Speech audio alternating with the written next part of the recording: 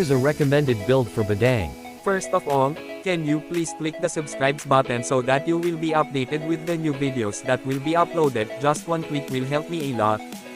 Warrior Boots provides additional physical defense and movement speed. Bloodlust Axe. This item will grant Badang additional cooldown reduction, physical attack, and spell vamp. Endless Battle. This item will grant Badang additional physical attack, cooldown reduction, and true damage.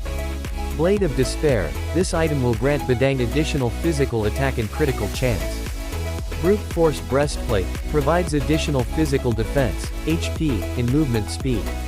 Immortality provides additional physical defense and resurrection effect, which can help Badang stay in the fight longer.